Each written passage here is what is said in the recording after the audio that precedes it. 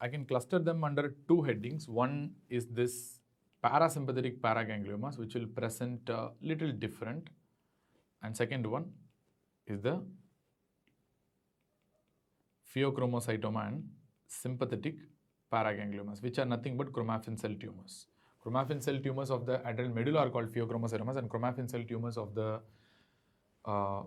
extra-adrenal sites are called as sympathetic paragangliomas. Remember, these parasympathetic paragangliomas generally tend to be non-functional, which means they do not secrete catecholamines predominantly, and at the same time they tend to be non-malignant as well. Usually they will present due to either enlarging size of the tumor, which might appear to the patient as something is wrong, or they might be presenting with a mass effect because of the tumor. So they don't present with any symptoms that are related to catecholamine excess. So the first and most important tumor is the carotid body tumor or a carotid body paraganglioma, which is the most common parasympathetic paraganglioma in the world. So this carotid body tumor is more described in surgical textbooks, but still anyways, it can present like a slow, enlarging, painless mass in the lateral aspect of the neck. Slow, enlarging and painless mass in the lateral aspect of the neck, especially below the angle of the jaw. So that is where they tend to develop. Remember, this carotid body tumors generally happen at increased incidence in patients who are living at high altitudes. Increased incidence with patients who are living at high altitudes. That is naturally expected because the carotid body acts as a chemoreceptor. So chronic hypoxia in high altitude may lead to development of tumor in that area. That is explainable, but why this high altitude related carotid body tumor happens particularly in females, we don't know. So they have a tremendous predisposition, especially this female gender, to this carotid body tumor, especially if they live at high altitude. Apart from that, this can happen at sea level also, but high altitude people are more predisposed to develop this carotid body tumor. Usually, they will be coming just with the swelling only, but they might have dysphagia additionally if they have mass effect, or they may have additionally this cranial nerve palsies if at all the mass effect is severe, especially these cranial nerves that are seen in that area like this 9, 10, 11, 12 and very rarely even 7th cranial nerve can be affected. Clear? At the same time, they can result in Horner syndrome. Even though rare, it must be a big mass to produce Horner syndrome. Many of the times they may show a bruit and pulsatility because of the underlying carotid artery, and they might exhibit this positive Fontaine sign. So what do you mean by this Fontaine sign? The tumor tends to move freely in the horizontal direction than compared to the vertical direction. So this is what we refer to as Fontaine sign of the carotid body tumor. And second tumor is the jugulotympanic paraganglioma, previously referred to as glomus jugulare, which is more described in the ENT textbooks. So one of the important differential diagnosis for middle ear tumor. Usually they present with a slow growing mass near the middle ear, and they tend to produce this pulsatile tinnitus. Very important differential diagnosis for pulsatile tinnitus. Very important characteristic feature of this jugulotympanic paraganglioma is the erosions that they produce. They produce erosions of the temporal bone, that the skull base erosions. At the same time, they can produce this ear ossicles erosions also. That's a very characteristic feature which is not seen in other tumors in the same area. So these are the two important parasympathetic paragangliomas that you have to know. But remember, this pheochromocytomas and sympathetic paragangliomas tend to behave differently because they tend to be more functional, which means they produce symptoms due to excessive catecholamines, which means they are rarely non-functional.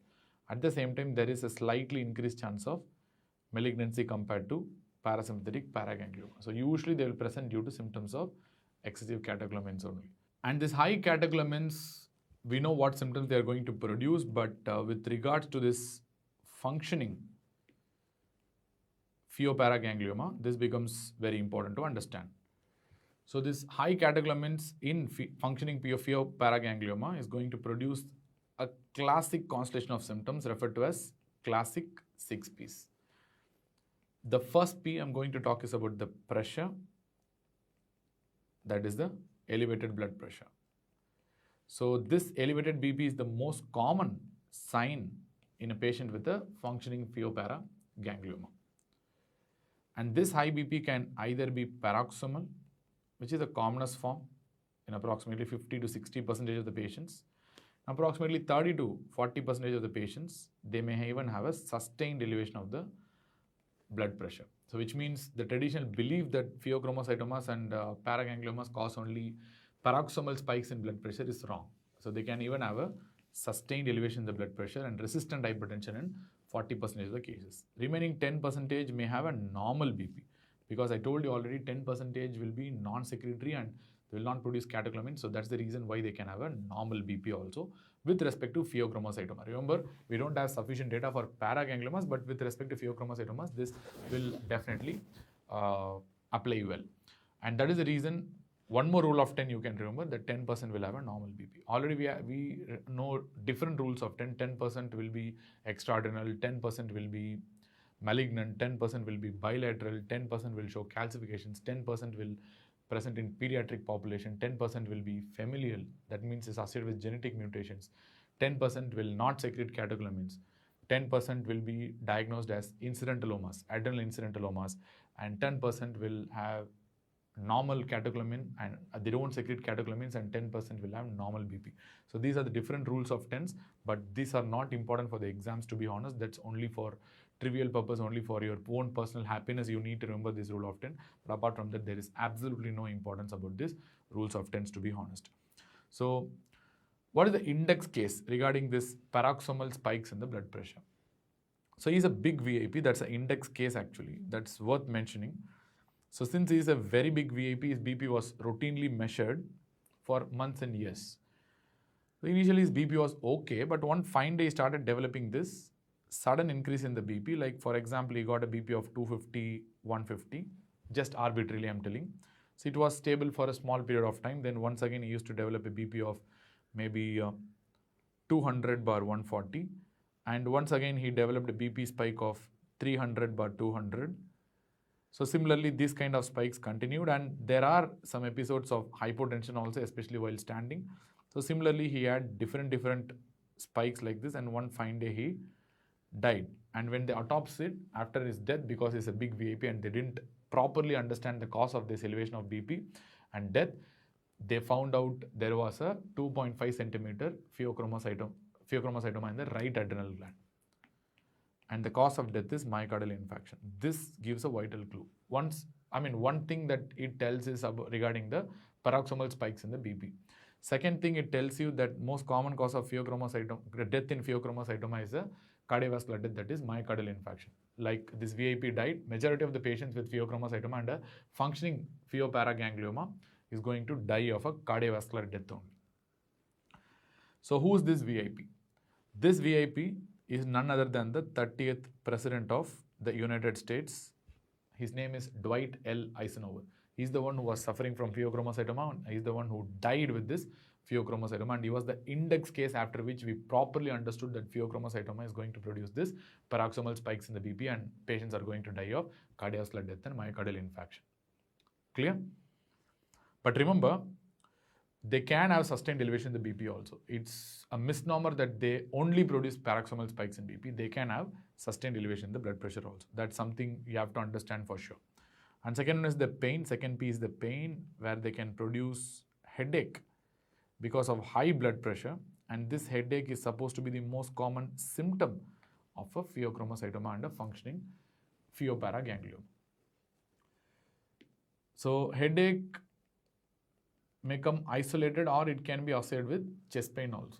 This could be a cardiac event also. Chest pain is again due to high blood pressure, but it can be a cardiac event also. You have to rule out cardiac event, especially in the setting of a functioning Pheo-paraganglioma. Number 3, you can have this perspiration. Here perspiration means excessive sweating. You should not call this as sweating, because they literally produce drenching. The patient will be completely drenched with sweat, especially during a paroxysmal episode. They will be completely covered with sweat. The dresses will be completely filled with sweat only. And this 3 constellation of symptoms that happens paroxysmally, especially this headache, elevated blood pressure, and drenching. So this if it happens suddenly, we call them as pheo-crisis or a pheo-spell. Pheo-spell. Clear? Very, very important. And there are a lot of important precipitating factors for developing this pheo-spell. Remember, even though this is classic for a pheochromocytoma and any functioning Pheo-paraganglioma, but this is not either sensitive or specific for the disease. Remember why it is not sensitive? Because the word, if I use classic, it will be seen only in less than 20% case in medicine. So definitely it is not sensitive finding also, which means it's not seen in all the patients. Less than 20% of the patients only will have this classic pheo-spell as a presenting symptom. And similarly, this can present in other conditions also. Like for example, very commonly it can even have in a patient with a panic attack. So this is not very specific for a functioning Pheo-paraganglioma. But still you have to have a high index of suspicion when the patient presents with these symptoms. And what are the precipitators of pheo-spell? This is even more important because if you have precipitators and then if you develop this kind of spells, that is more specific for a functioning Pheo-paraganglioma and a catecholaminergic excess. And the most important precipitator, as far as I know, is the beta blockers, which is very important for exams because giving beta blockers may precipitate a pheo-spell. The reason is very simple. You have two receptors that are present in the vessels, which are acted upon by the catecholamines. Your adrenaline and noradrenaline. Adrenaline has good effect on both alpha and beta 2, but as noradrenaline has more effect on alpha 1 with respect to the beta 2. So this alpha 1 is going to produce vasoconstriction and beta 2 we know it's going to produce vasodilation. Now when you give a beta blocker, now this catecholamines action will be completely directed towards this alpha 1 receptors, producing more and more vasoconstriction because they cannot act on beta 2 receptors now. And this will precipitate a pheo-spell, and this is due to unopposed alpha action by the catecholamine. So this is something very important to know, especially for exams. In exams, whenever they tell the patient's BP is getting worsened after giving beta blockers, think about pheochromocytoma. And MAV inhibitors, even though rarely given nowadays, but MAV inhibitors can reduce the metabolism of catecholamines. Because of that, there can be high level of catecholamines. So MAV inhibitors can precipitate a pheo-crisis. So whenever you increase the intra-abdominal pressure, because you are increasing the intra-abdominal pressure, the tumor might regurgitate more and more catecholamines, resulting in a pheo-crisis.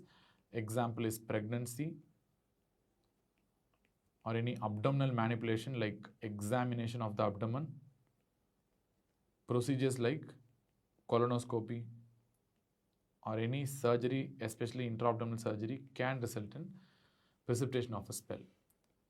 Third one, if you are doing an FNA, never ever do a FNA for a suspected pheochromocytoma or a suspected adrenal incidentalloma unless and until you have some specific indication. So you have to be very scared of doing this FNA, especially if you are suspecting a pheochromocytoma, because there are a lot of reasons why FNA is dangerous in pheochromocytoma. Because when you do an FNA, obviously the tumor will regurgitate, will explode, and they produce more and more catecholamines, and it is like putting a nuclear weapon on a already gurgling volcano. It's like the volcano will explode, the mountain will explode, and you're going to result in death on table. So don't do that. And second thing, because of the local release of catecholamines, there will be a lot of fibrosis and surgery becomes very difficult. And histopathology also becomes very difficult to interpret because of fibrosis, because of the FNAC. So for many reasons, you should not do FNAC in a suspected patient with a Pheo-paraganglioma. Very, very important point. And FNA can precipitate a crisis and death on table. Be very wary about that. And finally, radiocontrast agents, especially these iodinated radiocontrast agents, are theoretically thought to be one of the reasons for precipitation of this pheo-spell. But to be honest, right now, these radiocontrast agents are not thought to be the reason for pheo-crisis. Practically speaking, they don't induce any pheo-crisis. I mean, for that matters, we do contrast CTs very routinely for diagnosis of pheochromocytoma. They do not induce pheo-crisis. Only in theory they can induce a pheo-crisis and a pheo-spell. So this is something very important for exams. And fourth P, which you have not completed yet, is the pallor or a vasoconstrictive spell. So especially when a patient is having high blood pressure with very cold peripheries and pale person, so usually it goes towards catecholamine excess. In this regards, it goes towards a functioning Pheo-paraganglioma. And fifth one is the palpitations. This is very important because even though you might not give importance to this, but these palpitations are important in the sense like most common cause of death in pheochromocytoma patients is cardiac death. So that is the reason why palpitations has to be controlled. And final, sixth P is the postural hypotension or orthostatic hypotension. Postural or orthostatic hypotension. Why this is important and why patients with pheochromocytoma or any functioning Pheo-paraganglioma should develop this postural hypotension or orthostatic hypotension in the first place. Further, you have to understand what is the role of this sympathetic nervous system in preventing this postural fall in the BP. So whenever you are going to stand up, stand erect, so your blood will pool into the periphery, blood will pool into the legs, and your sympathetic nervous system will immediately get activated because they will sense the loss of volume and there will be more noradrenaline and adrenaline release, especially noradrenaline. They will act on the alpha-1 receptors in the veins of the lower limb where they will constrict the veins of the lower limb and they will push the blood back into the systemic circulation and central circulation, resulting in prevention of this orthostatic hypotension. But whenever you are having a continuous exposure to catecholamines, like in a case of a functioning Pheo-paraganglioma, the receptors will go for down regulation, and this process is what we refer to as tachyphylaxis. Because of the down regulation of the receptors, next time when the patient stands up, the blood will pool in the periphery, that will be sensed by the system and they will release more and more catecholamines, but there will be no receptors to act upon, resulting in poor venoconstriction in the lower limbs, resulting in continuous pooling of the blood, and return to the central circulation is less, resulting in orthostatic hypotension, which means the explanation for this postural hypotension is the tachyphylaxis of the receptor. So the down regulation of the receptors in the lower limbs because of continuous exposure to catecholamines. These are 6 classic P's that you have to know. Apart from that, these excessive catecholamines can result in other problems like weight loss, hyperglycemia, and they can produce tremors and they can produce constipation as well.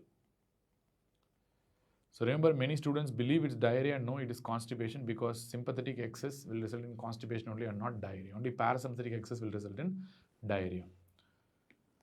And weight loss and glucose excess can be explained very easily because catecholamines, we know the name suggests they are catabolic.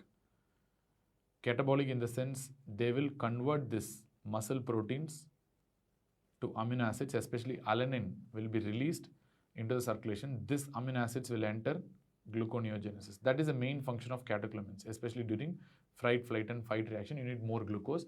They break down the muscles and produce more amino acids and they will be shunted towards gluconeogenesis, and this is going to produce excessive glucose.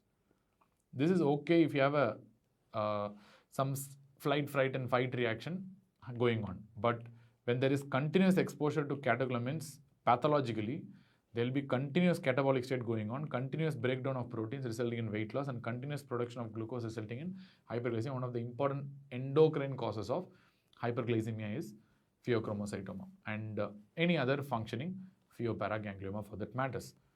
So clear? So this is a very important point to understand again. Apart from that, pheochromocytoma can result in multiple paraneoplastic syndromes. They can produce excessive erythropoietin resulting in polycythemia. They can result in excessive calcium, that is due to excessive production of PTH-related peptide that produces hypercalcemia.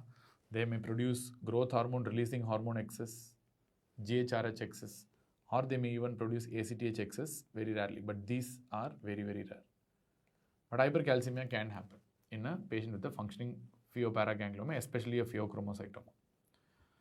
So we have understood the clinical features of Pheo-paraganglioma, especially the functioning part. Now let us move on to evaluation. So who needs evaluation? Who needs evaluation? You are not going to evaluate all the patients for pheochromocytoma. You need to understand the clinical probability, whether it's low or high. Then only you can go for appropriate investigation. So who needs to be evaluated for pheochromocytoma? Number 1, anyone who is having paroxysmal constellation of symptoms and signs. This particular paroxysmal constellation of symptoms and signs, especially if they are provocated or precipitated by the factors which I have mentioned, that should give a strong clue. Just the presence of paroxysmal symptoms can happen in many other conditions like simple panic attacks also, but most often, especially if it's provocated or precipitated by the factors which I mentioned some time back, should strongly give rise to a suspicion of a functioning Pheo-paraganglioma. And second thing, if you are having a patient with an adrenal incidentalloma, especially if you have a density of more than 10 Hounsfield units of that particular tumor in the CT, non-contrast CT scan. Remember, most of the adrenal cortical tumors tend to have a Hounsfield unit of less than 10. But pheochromocytoma tends to have a Hounsfield unit of more than 10. More than 10 means usually it goes towards carcinoma, pheochromocytoma, or a lipid poor adenoma. But in general, adrenal cortical benign tumors will have a Hounsfield unit of less than 10 in non-contrast CT, which I will be discussing in detail in the adrenal incidentalloma chapter. But pheochromocytoma generally tend to have more than 10 Hounsfield units in non-contrast CT. So adrenal incidentallomas with more than 10 Hounsfield units, you have to suspect a pheochromocytoma. And if the patient is having history of previous PPGL, already the patient was suffering from a Pheo-paraganglioma. Now, definitely, like if they come with new symptoms, you have to strongly suspect a recurrent or a metastatic disease.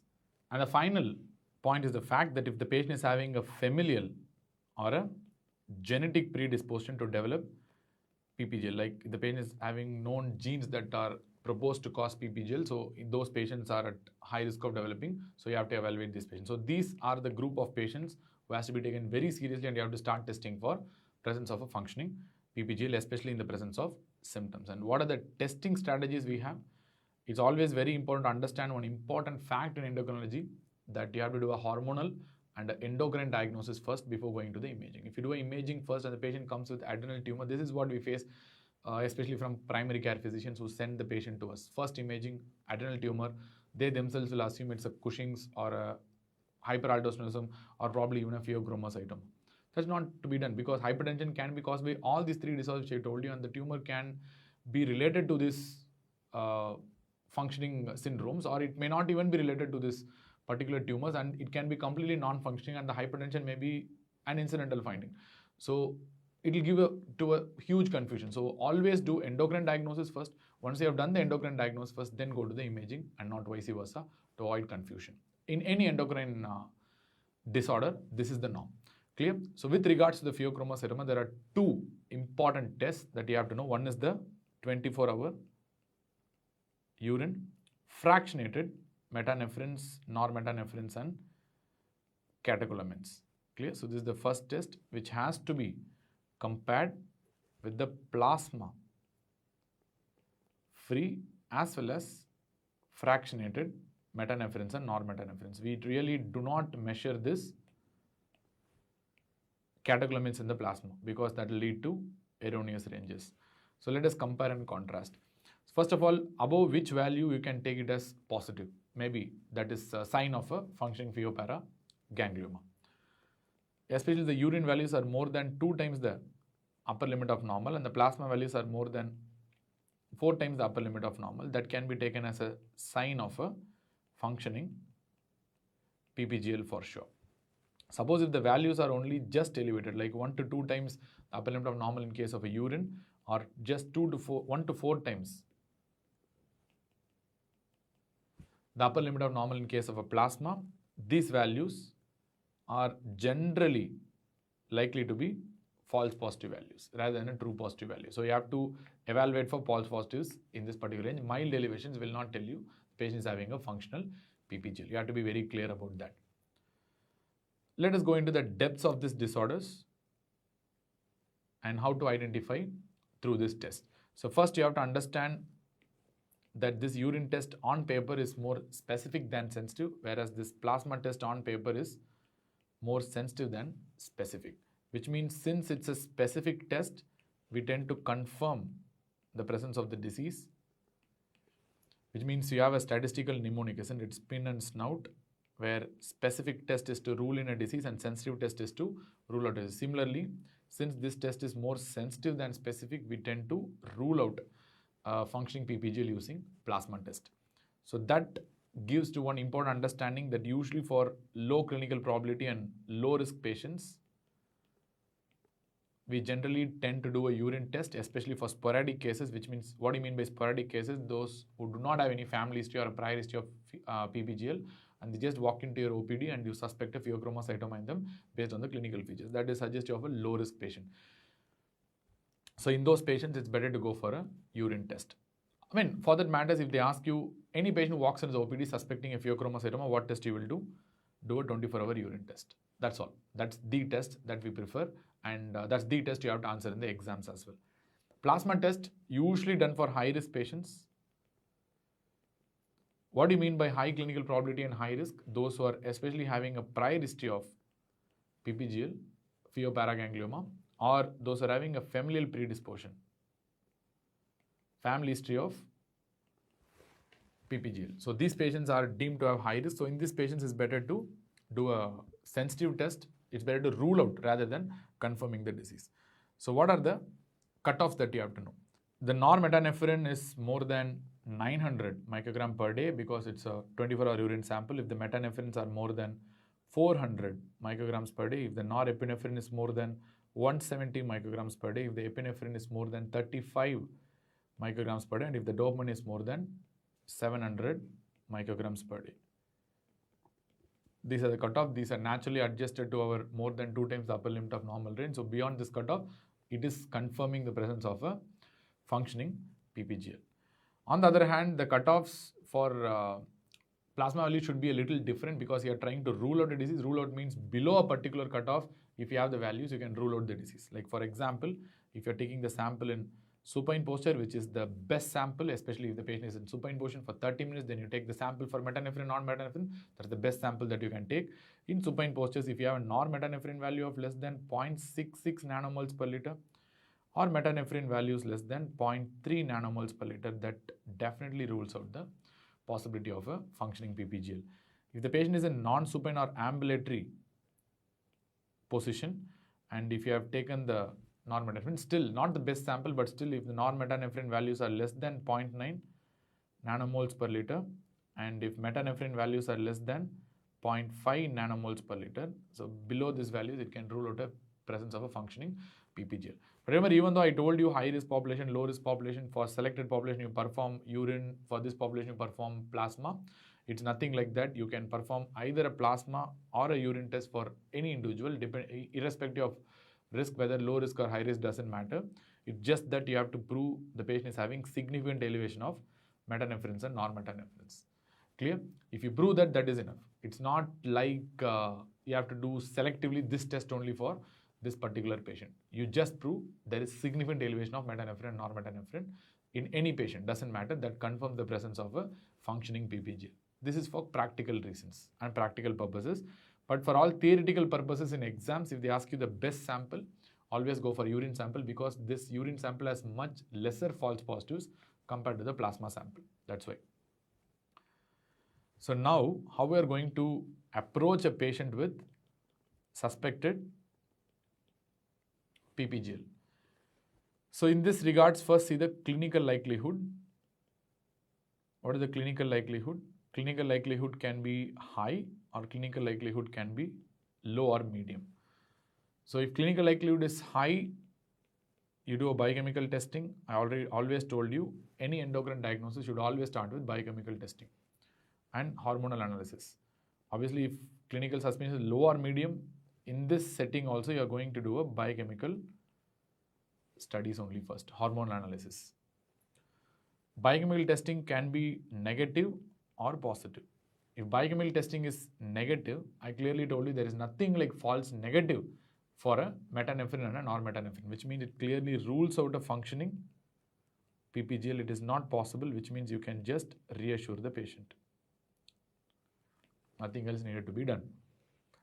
If the biochemical testing is abnormal, so you see the elevation range, whether it is more than 2 to 4 times the upper limit of normal or slight elevations are there. If it is more than 2 to 4 times elevation above the upper limit of normal, then definitely there is a functioning PPGL and you have to proceed towards the imaging. If the elevation range is showing only slight elevation, less than 2 times for urine and less than 4 times for plasma, in this regards, you have to rule out the possibility of false positives, especially medication effect. Many medications can produce this slight increase in the metanephrine and normetanephrine, and you have to rule out that, and then probably you might need to retest the patient again. Based on that values, again you can repeat the cycle once again. Similarly, for low probability patients and medium probability patients, if the biochemical analysis is negative, definitely it rules out a functional PPGL. I already told you there is nothing like false negatives. If it's negative means it's negative only, it rules out a functioning PPGL, so which means you can clearly reassure the patient. Now do a biochemical testing. If it is positive and it's abnormal, see the elevation range. Obviously, if it is more than 2 to 4 times, elevated more than 2 to 4 times the upper limit of normal, it clearly tells you it must be a functional PPGL, and you have to do an imaging study to localize the tumor. On the other hand, if you have only slight elevations just above the upper limit of normal, in this condition, since the patient is having a low probability disease, mostly what we'll do is we'll reassure the patient, because already the pre-test probability is very low. The patient is unlikely to have a pheochromocytoma or any functioning PPGL. So just reassure the patient, or if the patient is adamant, you can retest after ruling out the possibility of false positives. Clear? So these are the options that you have. Once you have a biochemical evidence of a tumor, it is important to localize the tumor by imaging. So first one is the anatomical localization. That is very important. You know there is a tumor, but where is the tumor? That's the question you have to answer in anatomical localization. There are two imaging modalities are there. One is the CT and second is the MRI. Both are very, very good for abdominal lesions, but MRI scores a little bit more in picking up the extra abdominal lesions. Clear? So let us compare and contrast the CT and MRI. CT is having higher radiation risk, but MRI is not having any radiation risk. At the same time, CT is poor for extra abdominal lesions. MRI is good for all sides. Good for all PPGLs, MRI is better. So that is why CT versus MRI for abdominal lesions, both are having same sensitivity. For example, if they ask you for a pheochromocytoma, both are equal in sensitivity, but for extra abdominal lesions, MRI scores, but overall for PPGL, MRI scores better. Similarly, in T1 weighted imaging in an MRI, usually you will see an iso-intense lesion. In T2 weighted imaging, you will see a hyper-intense lesion due to its excessive vascularity. I'll be discussing more about the light bulb sign at the end, which is seen usually in pheochromocytoma because of its high vascularity showing hyperintensity. And second type of imaging is the functional imaging. So is it really necessary to have a functional imaging? There are a lot of indications to a functional imaging. What are the indications for functional imaging? So number one, these are tracer-based scans. So first area where you can do a functional imaging is the fact that there is no lesion on anatomical imaging, which means you have a strong biochemical evidence for the presence of a tumor, but CT or MRI is not able to pick up the tumor. So for those hidden lesions, you can use a functional imaging, which is radio tracer-based imaging. Second one, to bring out metastasis. To identify these mets, especially risk is higher with paragangliomas, which means if you have extraadrenal lesions and if you have paragangliomas, that is what we mean by extraadrenal lesions. So in that condition, the risk of metastasis is very high. So in that case, it's better to do a functional imaging. Third, to find out multifocal disease. Remember, multifocal disease is very difficult to pick up sometimes through routine imaging. So to bring out this lesions as a part of this multifocality, it's better to do a functional imaging. Clear? So multifocal disease risk is very high with STHB and STHD related mutations. We have seen that already, so I'm not going to tell it again. So what are the options available for functional imaging? So we have multiple options. The traditional option is this I-123 MIBG, which is an noradrenal analog concentrated in the catecholaminergic tissues, otherwise referred to as I-123 iobenguane. And you have a lot of PET-based tracers also, PET scan-based tracers. So, but we have to compare and contrast these traces for their efficacy in picking up multifocal disease, for their efficacy in picking up malignant disease and metastasis. Because malignant disease, the function may be very poor. So some traces may not be taken up by the cell properly. That's why. And their efficacy in identifying lesions in SDHB disease, because that's the highest risk among the SDH mutations. So I-123 MABG is very good in picking up multifocal disease, but relatively poor in picking up malignant disease and mets. And again, it's going to be poor in picking up this SDHB related mutations, because SDHB is associated with high risk of metastasis and malignant lesions. And PET-based traces, we have a lot of PET-based traces. The first one is the fluorodopamine. Till date, this dopamine-based scans are considered to be the best for picking up multifocal disease as well as malignant lesions, as well as metastatic disease, as well as SDHB lesions. But it is limited by the availability. Many of the centers do not have this dopamine-based scans.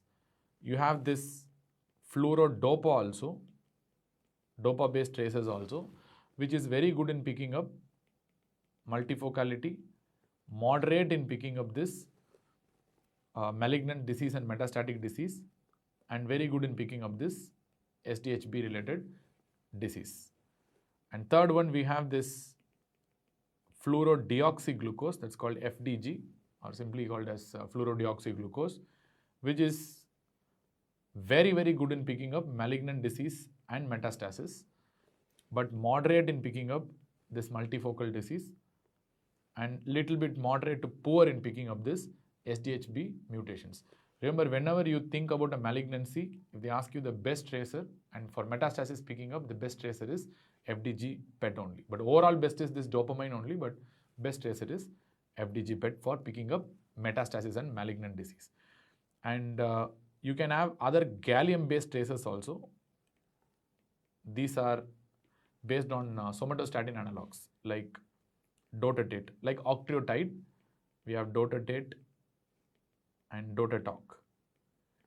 So these are very good in picking multifocal lesions, reasonably good in picking up malignant lesions, but not the best, but still reasonably good in picking up the malignant lesions and metastasis, but very good in picking up this multifocal disease also. Clear? So if at all they ask you for multifocal disease, what is the best? You have to answer this somatostatin based traces and gallium based traces, that is gallium 68, dotatalk or dotatate.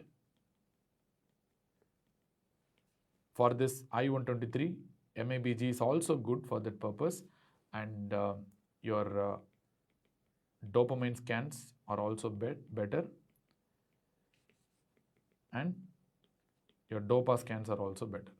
So, but I'll be going in exam for this dotatate scans only for picking up multifocal disease. For picking up metastatic disease, answer is FDG PET. That's all. Malignant and metastatic disease, FDG PET is better. For picking up this SDHB related mutations, dotatate scans and dopamine scans are better. Clear? So there's nothing like overall, you have to select properly. In general, in the current era, what we generally do is, we usually do a biochemical testing, then we localize the tumor by CT and MRI, any one. Later on, we'll be going ahead with the FDG PET to rule out malignancy and metastasis, which is more important compared to the multifocal disease. When you suspect a multifocal disease, you can use a gallium-based traces if it is available, or you can use a dopamine scan also, or you can use MABG also if it is available. But overall, to be honest, for practical purpose, we use FDG PET only for everything. But in selected centers, if you have a very good center, tertiary care center, where all of these scans are available, then you can select appropriately. Clear? But the one investigation you are not going to do for sure is the FNAC and biopsy. Remember, if it is a pheochromocytoma, surely this should not be done. But then maybe it's a non-functioning paraganglioma. Sometimes you attempt to do, but most of the time it will be limited by the anatomical location, because it will be in such a location where it will be inaccessible most of the times. But if it's pheochromocytoma, definitely no. I told you the reasons already why you should not do it.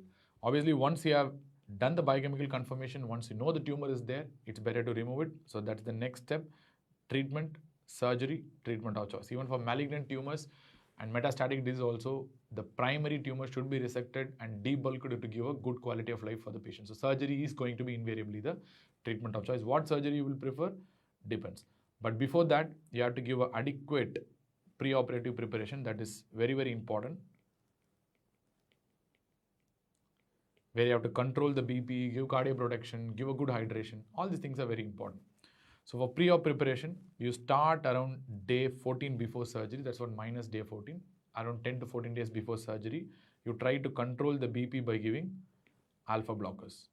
And these alpha blockers that you're going to try are generally non-selective alpha blockers. For this purpose, the best drug you can prefer is phenoxybenzamine, which is a non-selective alpha blocker acting on both alpha-1 as well as alpha-2 receptors, and the dose of phenoxybenzamine is approximately 0.25 to 1 milligram per kilogram per day. It's costly, not available in most centers, but still you can try.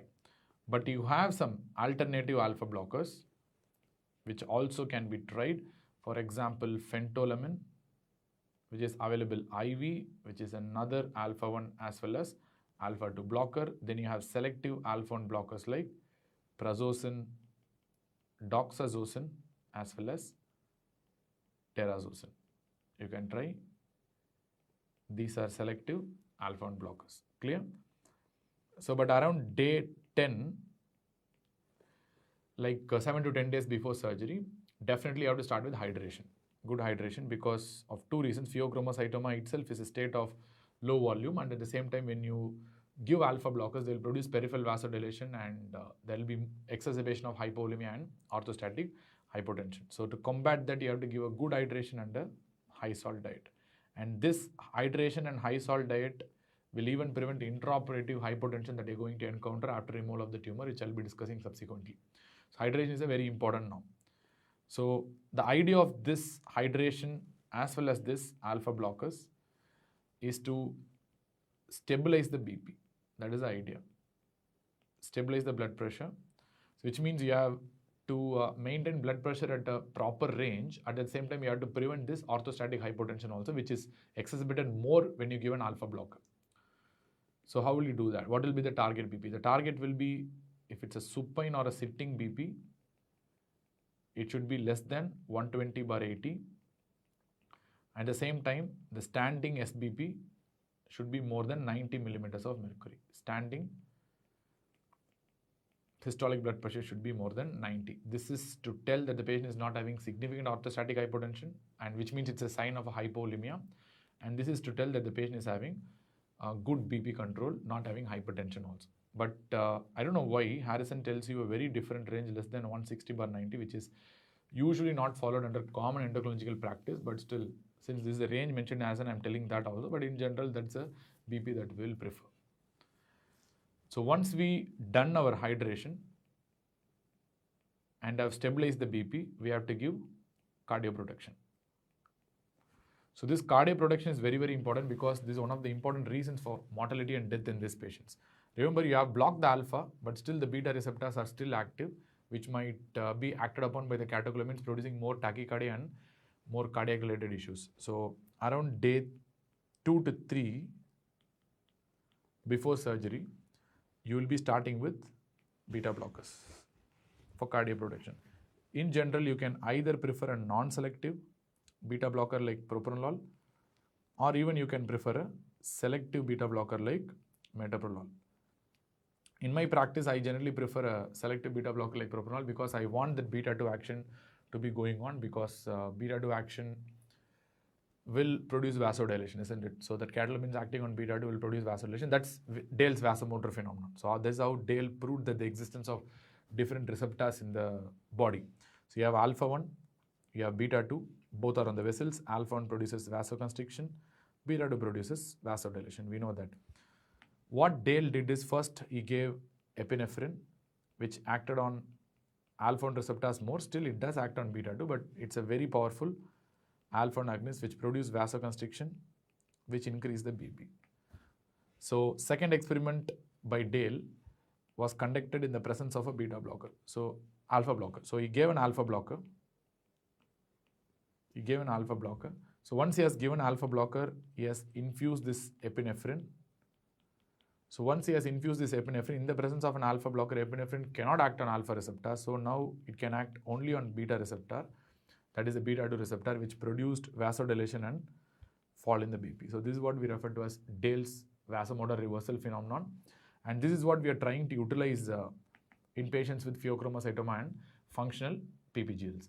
Because these catecholamines, we want this beta 2 action of the catecholamines which produce vasodilation fall in the blood pressure. So that's why we generally go for selective beta 1 blockers to selectively protect the heart but leave the beta 2 of the vessels intact so that they will not have hypertension during surgery. But some books will tell you can prefer non-selective beta blockers also, but that's our wish.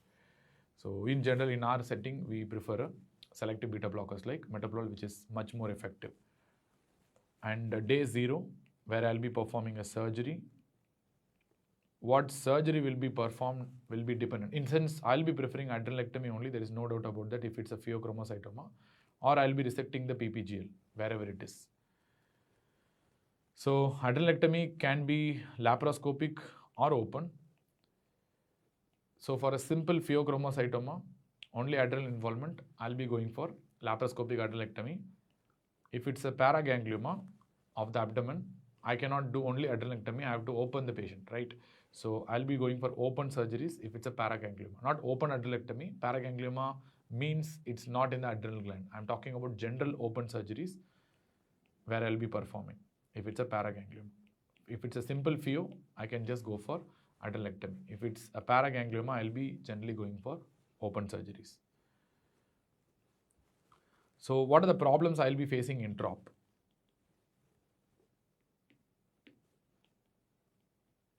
Intraoperatively, I mean, even though surgeons are advised to follow the no-touch technique where the tumor should not be touched at any cost, but still manipulation surrounding the tumor or even slight touching of the tumor may result in elevated blood pressure, and this should be treated with nitroprusside or nitroglycerin.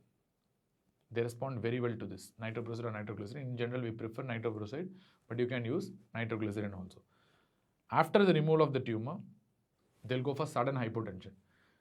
This is usually due to sudden fall in the catecholamine levels because already the receptors in the body will be in down-regulated state or tachyphylaxis, so that till now they have been catecholamine rich state. Suddenly catecholamines have become normal or reduced, they'll go for hypotension. Clear? So this can be easily treated with IV fluids with a little bit of vasopressors if you want, like noradrenaline or phenylephrine. Clear? But this pre-operative preparation with good hydration, IV fluids and high salt diet can prevent this intraoperative hypotension to a great extent. So that's why the pre-operative preparation is very, very important. So once you have treated this patient's intraoperative problems, then the next challenge awaits where you'll be going on to the post-op period. In post-op period, you have to go for IV fluid maintenance, which is very important because most of these patients will be severely hypovolemic, and usually we'll give double dose of IV fluids or double maintenance of IV fluids compared to what you give for other patients. And you have to watch for adrenal crisis if you have done an adrenalectomy. Especially for pheochromocytoma patients, since you have done an adrenalectomy, you have to watch for this adrenal crisis. If they go for adrenal crisis, you have to add glucocorticoids, plus or minus mineralocorticoids, or you can add hydrocortisone at a dose of more than 50 milligram per meter square per day, which itself is enough for this mineralocorticoid cover also, which we have discussed already in detail. So then you have to monitor. So what are the things that you have to monitor? You have to monitor metanephrines. First metanephrine should be done at 2 weeks, then followed by 3 monthly metanephrine. Then you have to do blood pressure weekly. Then you can test for chromogranin A. Suppose if it is elevated initially. If it's initially elevated in the blood, then you can use this chromogranin A also as a marker. Then you can do MRI of the head, neck, thorax, as well as pelvis in selected cases where you have a paraganglioma. So in these conditions, you can do MRI of the head, neck, thorax and pelvis. How frequently you do depending on the type of the mutation and what is the site of the paraganglioma. Clear? So these are the monitoring. So despite monitoring, the recurrence rates are 15 to 20%, not related to surgery, it related to the disease itself. It's not that the surgeon has left the tumor, but the disease itself will recur depending on the underlying mutation. The overall recurrence rate is 15 to 20%. The treatment of recurrence is obviously resurgery. You have to take for resurgery.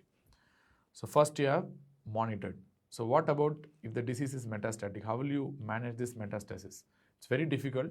Remember, the survival depends on where the metastasis. Usually this bone metastasis will have a little bit more survival compared to this liver and lung metastasis, which will have reduced survival. You can debug the metastasis, especially if they are surgically accessible. Otherwise, you have to go for medical therapy only. So this chemotherapy is usually like supportive management only, nothing else, nothing more than supportive. So where you can use I-131 MABG, remember, tracer for therapy is I-131. For diagnosis, we used I-123. So this is applicable for thyroid also.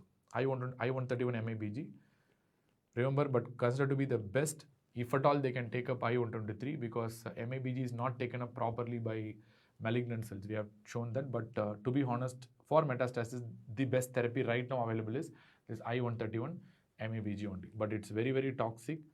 Still, it is only a supportive management, definitely not a curative options. Or if you do not have this I-131 MABG therapy, alternatively, you can go for Everbugs chemotherapy regimen, which is nothing but a regimen constituted by alkylating agents. Regimen filled with alkylating agents, like usually we use this vincristine, dacarbazine, and cyclophosphamide. That's called Everbugs chemotherapy regimen. So alkylating agents can be tried. So this is how you take care of the metastasis. And one more important point they'll be asking you in the exam is if you cannot use this alpha blockers,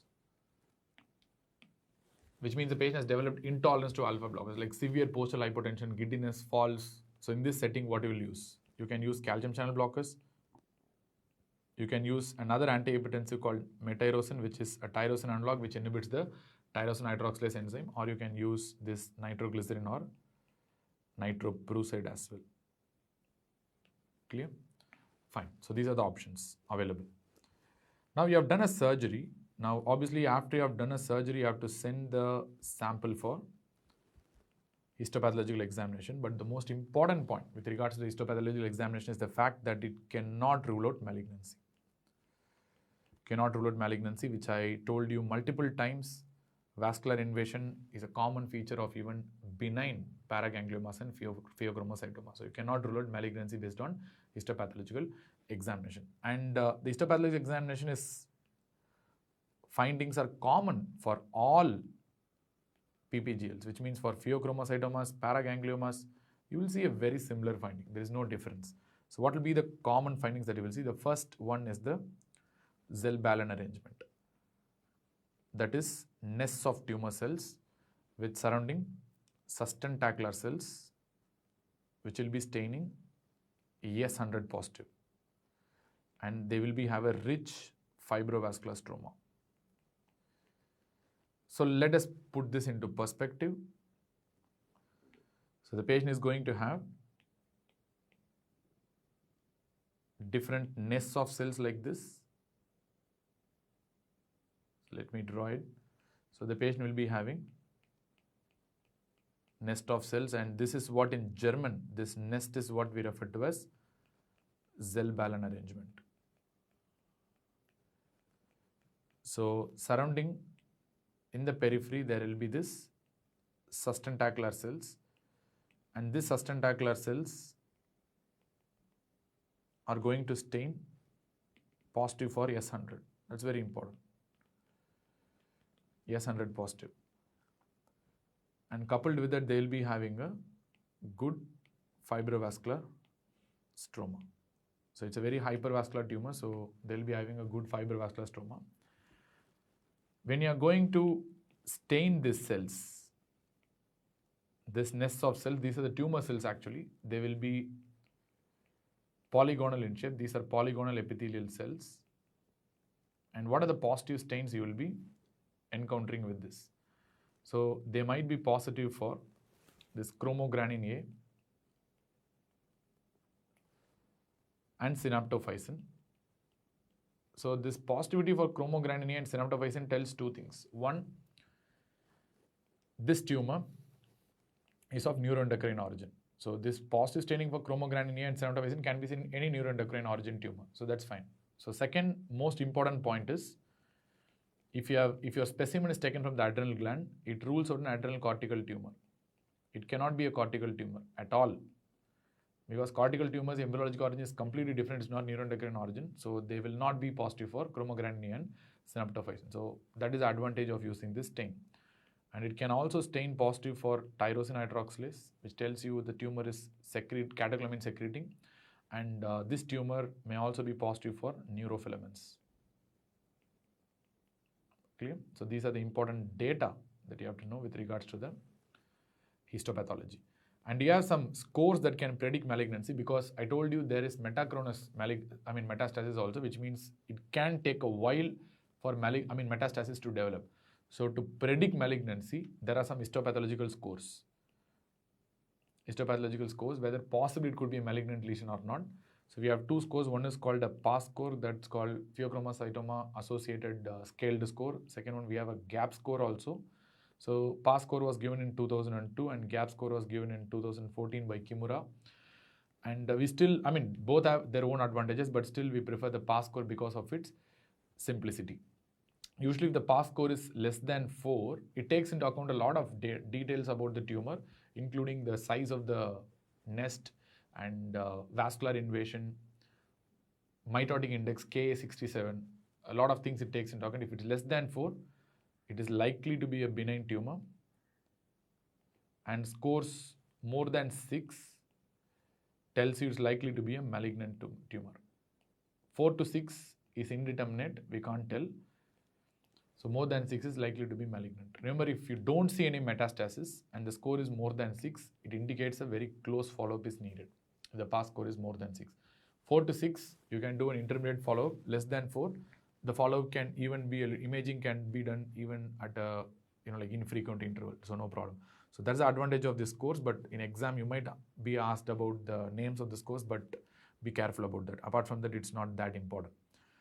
So is there any role for genetic testing in pheochromocytoma? Because we don't know, one of my ancestors could be died of hypertension and pheochromocytoma. We have no idea about that. So whether I will be suffering from any hereditary pheochromocytoma or familial pheochromocytoma or not is very, very important. So genetic testing is optional. Still, it is recommended to be done. In a patient who's having a proven PPGL and a treated PPGL, so genetic testing will depend on whether is there any syndromic features or not. If there are syndromic features, you can do targeted genetic testing, which means you know that very few genes are going to have this syndromic appearance. Along with that, you will have a pheochromocytoma, like NF1 gene can be tested, red proto-oncogene can be tested for MEN2 syndromes, and VHL gene can be tested for von Hippel-Lindau syndrome. So if the patient is having non-syndromic features, which means they don't have any syndromic features, then you see the inheritance pattern. So if the inheritance pattern is consistent with maternal imprinting. I told you there are certain SDH mutations which are maternally imprinted. If the inheritance pattern is consistent with maternal imprinting, if yes, if no. No means it means I don't know. That also, because if my family history is not available, in that setting I will be answering no only. If my family history is available, plus if my inheritance pattern is consistent with maternal imprinting pattern of inheritance, then in this setting, it is better to do the important 2 mutations, that is SDHD and SDH5, that is otherwise referred to as SDHAF2, which I have clearly mentioned as maternal imprinting type of inheritance. If these mutations are negative, it is better to test for other mutations. Clear? So now if my inheritance pattern is unknown, or if I do not have a sufficient family history, or if my inheritance pattern is not consistent with maternal imprinting type of inheritance pattern, then in this setting, it is better to see the location of the tumor. See the location of the tumor. If the location is in the skull base or the neck, in this setting, it is better to do all SDH mutations, right from A to 5, that is A, B, C, D, and 5. All mutations has to be done. The location is in the chest, abdomen, or pelvis. In this setting, it's advocated to do this SDH B, C, and D mutation. Along with this, you have to do a VHL and MAX mutations. Better to do this. So this is the algorithm for doing a genetic testing with regards to PPGL. Clear? So we have covered in detail about PPGL. Let us see some of the few images before signing off. So what will be the feature, first of all, of a pheochromocytoma? So these are MRI features of pheochromocytoma in T2 weighted imaging, which is a very important finding where the tumor will be hyperintense in MRI, where it is referred to as something called a light bulb sign.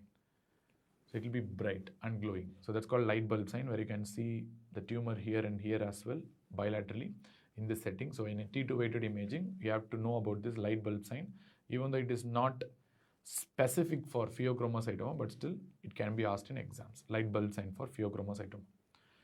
And as I already told you, this is an example of a Zellballen arrangement where you can see this tumor nests that are surrounded with this sustentacular cells. You can see them, and the presence of the sustentacular cells can be proved by S100 staining. This brown color staining here, black-brown staining are actually S100 here. You can see these are the sustentacular cells that are staining positive for S100, and these are the tumor cell nests that you are seeing that are nicely arranged in Zellballen arrangement.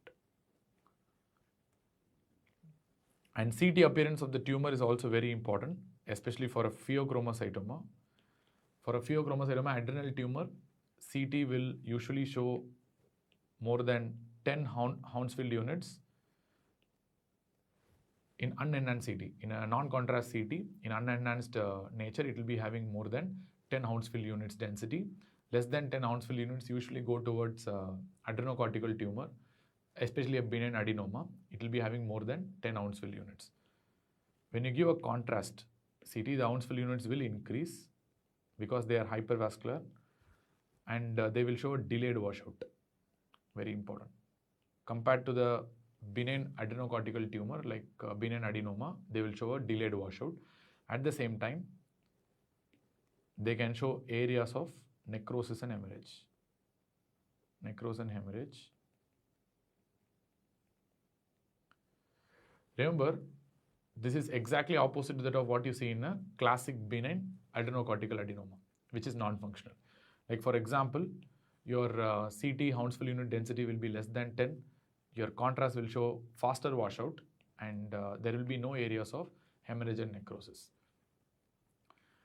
And similarly, the size of the tumor is also variable. Remember, usually functional pheochromocytomas generally present yearly because of their functionality itself, because of their catecholaminé hypersecretion. So they will be presenting usually in the range of 1 to 4 centimeter, classically in the 3 to 4 centimeter range. If it's a non-functioning pheochromocytoma, they can be huge also, like 6, 8 centimeters also. Generally, when the size exceeds this 4 to 6 centimeter, it is likely to be malignant, which we'll be discussing in the incidentaloma section. So this is the tumor here. This is the adrenal tumor, which is shown clearly. And these are some of the examples of this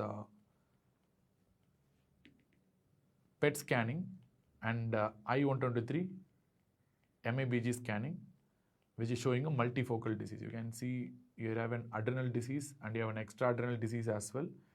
And here you see extensive bone metastasis with adrenal disease, and this is a normal bladder tracer that's not suggestive of a, pheochromocytoma. And you can see a para-aortic region tumor also, which is evident on this PET scanning. So these are some of the advantages of PET scanning with regards to the Pheo-paragangliomas. And I didn't tell you one important point. There is an entity called bladder paraganglioma. Usually this bladder paragangliomas are in the abdomen and pelvis, isn't it? So usually they will be sympathetic paragangliomas, and usually they will be functioning only. They will be catecholamine secreting tumors. But the most important point is that triad which they present, which will be asked in exams. So they will be having paroxysms of hypertension, hematuria, and syncope. And these paroxysms will be classically related to the micturition. So during micturition, they will develop that sweating, hypertension, hematuria, and syncope. So that is very classical of a bladder paraganglioma. Usually they will be functioning and they produce catecholamine. So this is a very important question, fairly common question in exam. So that's why I told you that point. So I think we have covered a lot of details about this Pheo-paragangliomas, which is a very confusing topic, and I hope we have given enough justice to the topic. And with this, we'll close down the topic and we will move on to the next section, that is on adrenal incidentalomas.